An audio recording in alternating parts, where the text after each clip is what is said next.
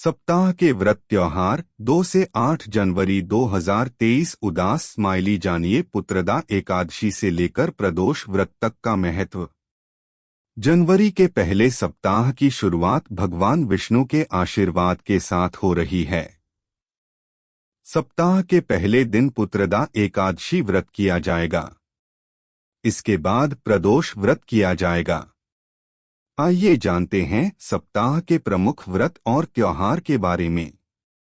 इस सप्ताह की शुरुआत पौष मास के शुक्ल पक्ष की एकादशी तिथि के साथ हो रही है। पौष मास का यह शुक्ल पक्ष आगामी 6 जनवरी शुक्रवार को पौष पूर्णिमा वाले दिन समाप्त हो जाएगा और 7 जनवरी से माघ का कृष्ण पक्ष शुरू हो जाएगा। इस सप्ताह पुत्रदा एकादशी, बुध प्रदोष व्रत आदि का आयोजन किया जाएगा। पुत्रदा एकादशी व्रत 2 जनवरी सोमवार।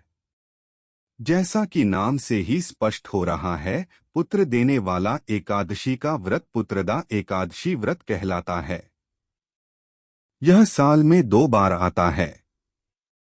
पहला पौष मास के शुक्ल पक्ष की 11वीं तिथि यानी एकादशी के दिन और दूसरी बार श्रावण मास में। पौष मास वाला व्रत प्राय उत्तर भारत में रखा जाता है और श्रावण मास का दूसरे प्रदेशों में। ऐसा विश्वास है कि इस व्रत को रखने से संतान दंपति को पुत्ररत्न की प्राप्ति होती है।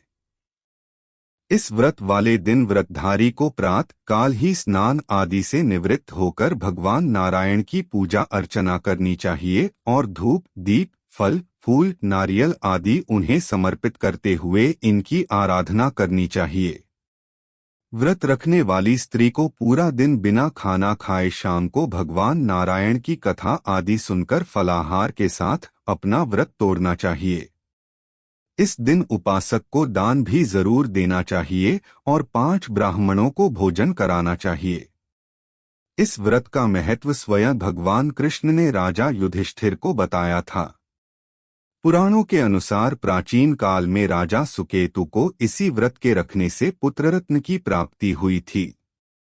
प्रदोष व्रत 4 जनवरी बुधवार।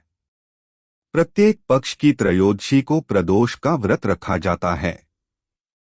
प्रदोष का व्रत जब सोमवार को आता है तो उसे सोम प्रदोष कहा जाता है। मंगलवार को आने वाले प्रदोष को भौम प्रदोष और शनिवार के दिन के प्रदोष को शनि प्रदोष कहते हैं। इस दिन रखा जाने वाला व्रत भगवान शिव को समर्पित होता है। इस दिन व्रती को निरंतर ओम नमः शिवाय का जाप करना चाहिए। इससे महादेव की कृपा प्राप्त होती है और उपासक की सभी मनोकामनाएं पूर्ण होती हैं।